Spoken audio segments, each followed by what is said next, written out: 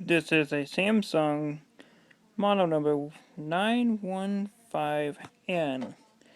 And the other number is also called the Syncmaster 915N. So you get the bezel pulled off. You'll take this big plate off.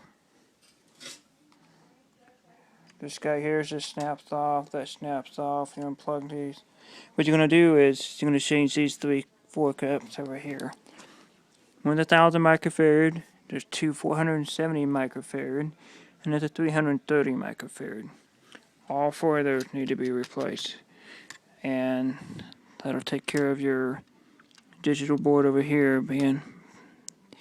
Also, might as well just go ahead and change this one over here. It's 470. Get them all done at once.